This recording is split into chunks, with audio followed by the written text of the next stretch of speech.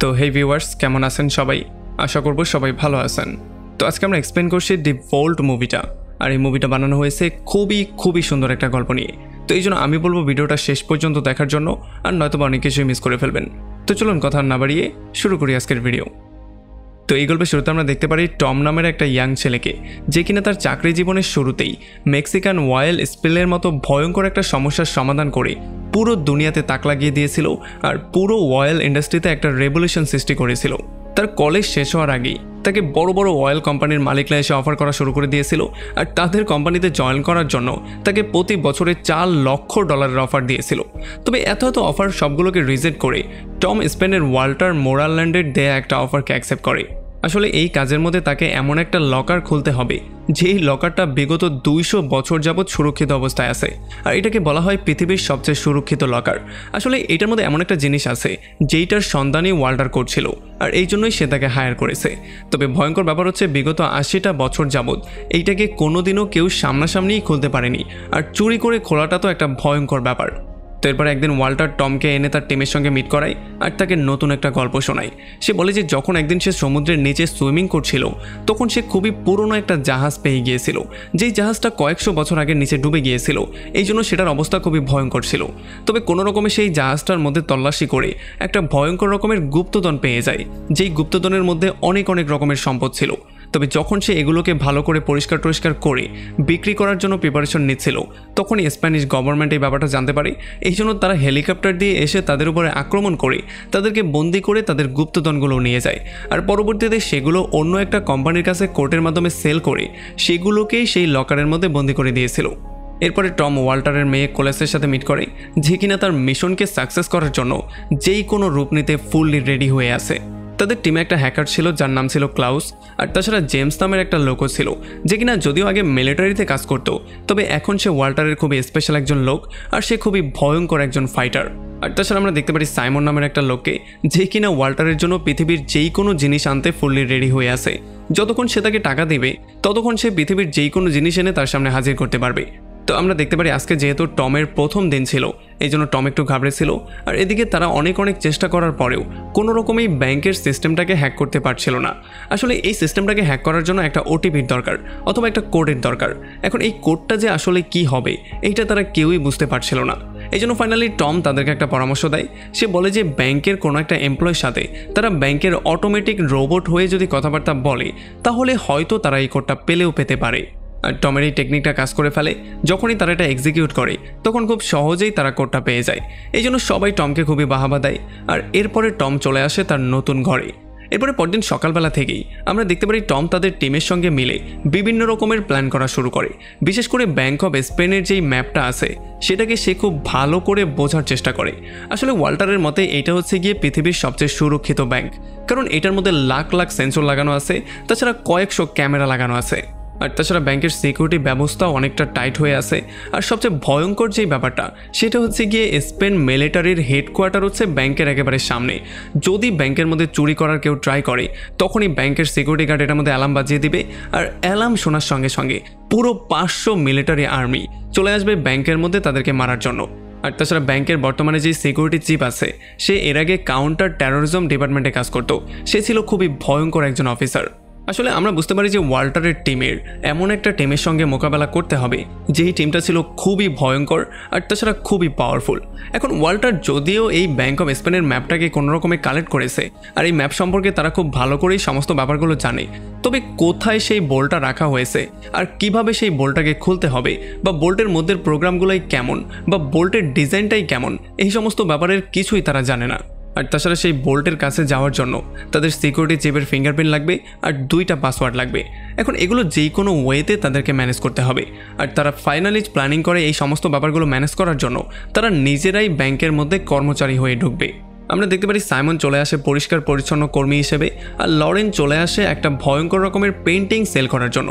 আসলে সেই পেন্টিংটাকে সেল করে একটা ইন্স্যুরেন্স এই ব্যাংকেই করতে চায়।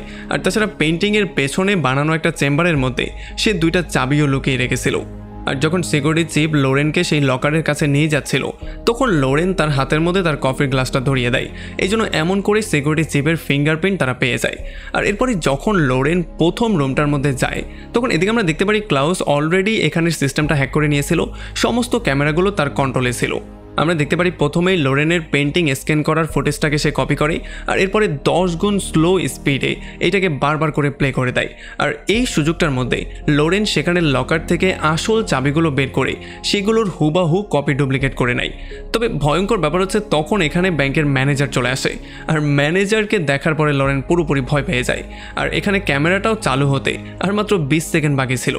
আসলে 20 সেকেন্ড পরে লরেনকে ঠিক সেই জায়গায় গিয়ে দাঁড়া হতে হবে যেই জায়গা থেকে সে শুরুটা করেছিল, আর নয়তো এটা সন্দেহ হয়ে যাবে। আর এই জন্য লরেন খুবই চালাকি করে ডিরেক্টরকে তার একটা পিকচার ক্লিক করতে বলে। আর এই জন্য একেবারে শেষ মুহূর্তে সেও তার পজিশন মতো দাঁড়িয়ে যায় আর ডিরেক্টরও ক্যামেরা থেকে বাইরে বেরিয়ে যায়। আর তখন এদিকে আমরা দেখতে পারি টমকে কাজ দেওয়া হয় সে একজন পরিচ্ছন্ন কর্মী হয়ে এখানে কোথায় বলটা আছে সেটাকে স্ক্যান করে বের করবে। আসলে টমের মতে এই মিটিং রুমটার নিচেই ছিল সেই বলটা, এই জন্য সে মিটিং রুমে এসে টেবিলের নিচে তার মেশিনটাকে রেখে ভালো করে স্ক্যান করা শুরু করে। তবে তখনই কিছু লোক এখানে মিটিং করতে চলে আসে আর টম টেবিলের নিচেই আটকা পড়ে যায় আর তখন তার মেশিনটাও নষ্ট হয়ে যায়। সে অনেকক্ষণ ধরে ট্রাই করার পরেও কোনোভাবেই মেশিনটা কাজ করছিল না। তবে ফাইনালি সৌভাগ্যক্রমে একেবারে শেষ মুহূর্তে সে মেশিনটা ঠিক করতে সক্ষম হয়ে যায় আর এই স্ক্যানটাও কমপ্লিট হয়ে যায়। তবে তখনই এখানে একটা অ্যালার্ম বেজে যায় যেই জন্য সিকিউরিটি চিফ দ্রুত পুরো ব্যাংকটাকে চারপাশ থেকে লক করে দেয়। আর তখন এদিকে যখন লরেন তাড়াহুড়ো করে সেই আসল চাবিটার ডুপ্লিকেট বানাচ্ছিল তখন তাড়াহুড়ো করে ডিরেক্টরও তাকে নেয়ার জন্য চলে আসে। এই জন্য এই তাড়াহুড়োর মধ্যে সে আসল চাবিটা লকারে রাখতেই ভুলে যায়। এই জন্য ফাইনালি টিম সিদ্ধান্ত নেয় যে এখন এই চাবিটা লরেন টমকে দিবে আর টম কাজকর্ম শেষ করার পরে সে নিজে গিয়ে এই চাবিটাকে সেখানে রেখে আসবে, মানে সেই লকারের মধ্যে। আর তখন আমরা দেখতে পারি কয়েকশো মিলিটারি ব্যাংকের সিকিউরিটির জন্য দৌড়ে ব্যাংকের মধ্যে চলে আসে। এখন টম চাবিটা নিয়ে দৌড়ে চলে আসে সেই ফ্লোরের মধ্যে আর সেই রুমে গিয়ে সে লকারের মধ্যে চাবিটাকে রেখে সেটাকে ভালো করে লকও করে দেয়। তবে তখনই সে জানতে পারে যে একটা সিকিউরিটি গার্ড সেই রুমের সামনে দাঁড়িয়ে আছে। এখন সে ইচ্ছা করে তার সামনে ধরা দেয় আর সে এমন একটা নাটক করে যেন সে কানের মধ্যে ইয়ারফোন দিয়ে লাউডলি গান শুনছিল, এই জন্য সে কোনোভাবেই সেই অ্যালার্মটা শুনতেই পারেনি। আর সিকিউরিটি গার্ডও এটাকে বিশ্বাস করে নেয়, এই জন্য সে তাকে যাওয়ার জন্য পারমিশন দিয়ে দেয়। আর এমন করেই ফাইনালি তাদের এই মিশনটা পুরোপুরি কমপ্লিট হয়ে যায়। তো এরপরে যখন টম তার স্ক্যান করা প্রিন্টটাকে সবার সামনে দেখায় তখন তারা দেখতে পারে যে যেখানে সেই বলটা রাখা হয়েছে সেখানে এমন কিছু জিনিস আছে যেগুলো সে ভালো করে স্ক্যান করতে পারেনি। আর এই জন্য সে ফাইনালি বুঝতে পারে যে আসলে সেখানে পানি আছে। আর তখন তারা জানতে পারে যে এই বলটা এমন একটা সিস্টেমে বানানো হয়েছে যেটা একটা দাঁড়িপাল্লার মতো।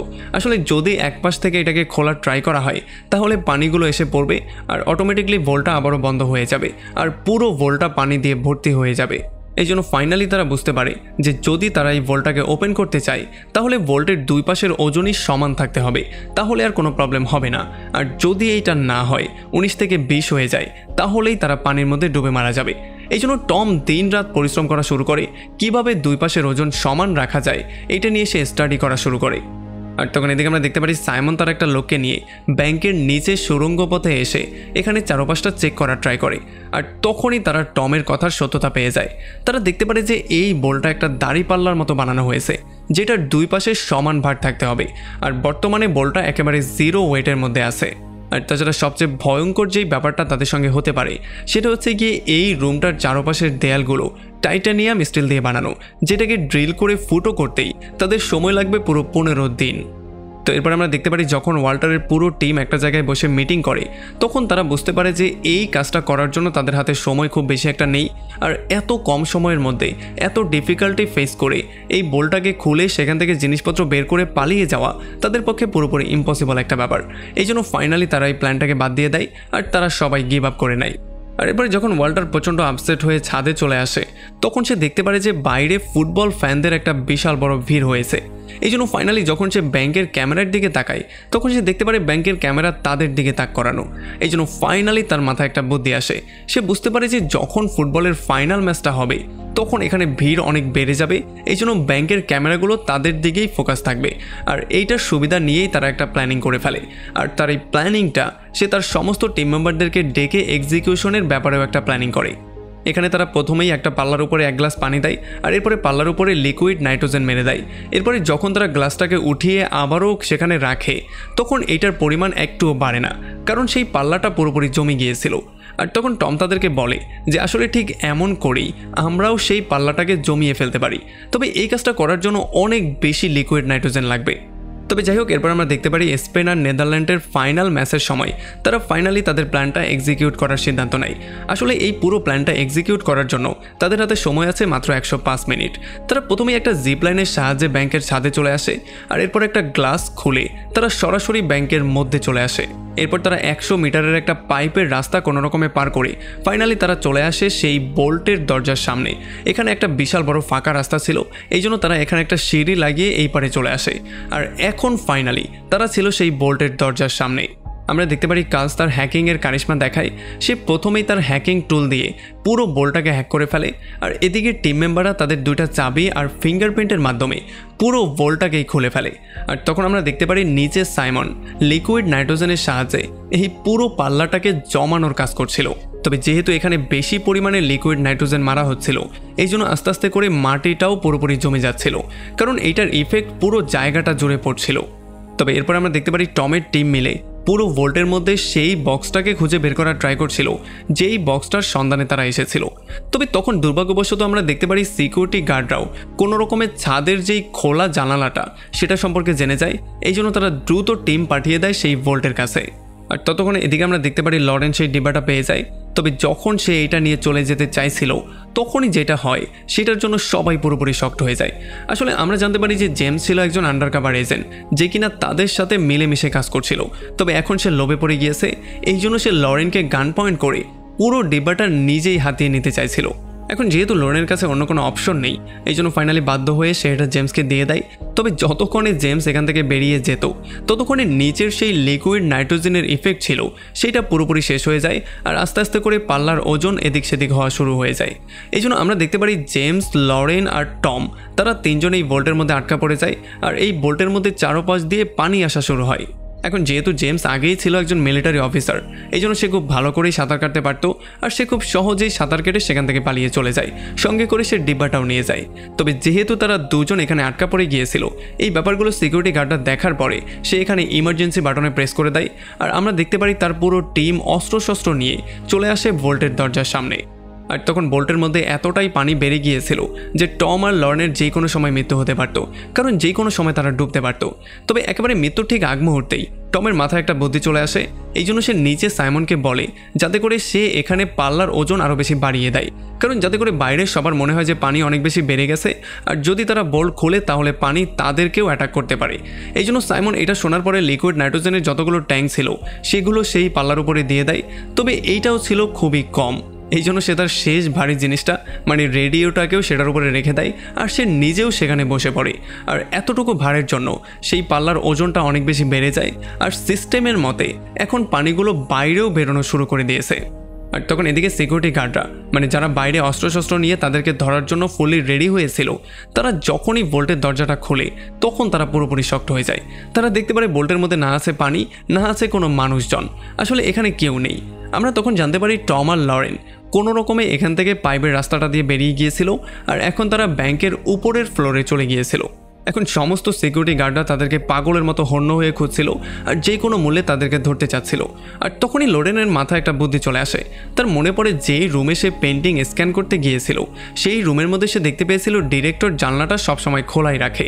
এই জন্য সে দৌড়ে চলে আসে সেই রুমের মধ্যে আর জানলা দিয়ে লাফ দিয়ে তারা নিচে চলে আসে। আর যখন সিকিউরিটি গার্ডরা এখানে এসে চেক করে তখন তারা দেখতে পারে নিচে হাজার হাজার ফ্যান ফলোয়ার যারা কিনা ফুটবল ম্যাচটাকে উপভোগ করছে। আর টম আর লোরেনও কোনো রকমের দর্শকদের মধ্যে এসে তাদের জ্যাকেটগুলো খুলে তারাও জার্সি পরে দর্শকদের সাথে পুরোপুরি মিলে যায়।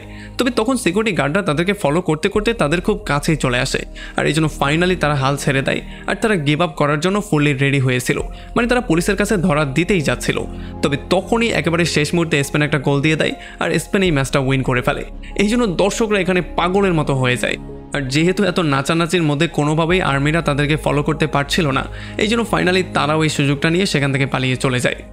তো এর কয়েকদিন পরে যখন জেমস তার বসকে এনে এই ডিব্বাটা দেয় তখন এই বক্সের মধ্যে জিনিসগুলোকে স্ক্যান করে তারা জানতে পারে যে এখানে একটা লোকেশন ইন্ডিকেট করা হয়েছে, যেই লোকেশনটা ছিল ফ্রান্সের আইফেল টাওয়ারের লোকেশন।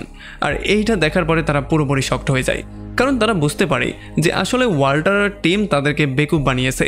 এইটা কোনো গুপ্তধনের লোকেশন ছিল না, এইটা ছিল তাদেরকে বোকা বানানোর একটা লোকেশন। আর তখন এই ব্যাপারটা আমরা জানতে পারি যে টম আর লোরেন আসল ডিব্বাটাকে নকল ডিব্বার সাথে রিপ্লেস করে দিয়েছিল, এই জন্য জেমস নকল ডিব্বাটা নিয়ে পালিয়ে গিয়েছিল। আর এদিকে ওয়াল্টার আর তার পুরো টিম একটা রিসোর্টে বসে মজা করে ফাইনালি তারা সেই ডিব্বাটাকে খুলে আসল সেই গুপ্তধনটা কোথায় রাখা হয়েছে সেইটার লোকেশনটা বের করে ফেলে। আর তখন তারা জানতে পারে যে আসলে এই গুপ্তধনটা ব্যাংক অফ ইংল্যান্ডে লুকিয়ে আছে। আর ব্যাংক অফ ইংল্যান্ড থেকে এই গুপ্তধনগুলো চুরি করার জন্য ফাইনালি তারা নতুন একটা মিশনের জন্য ফুললি রেডি হয়ে যায়।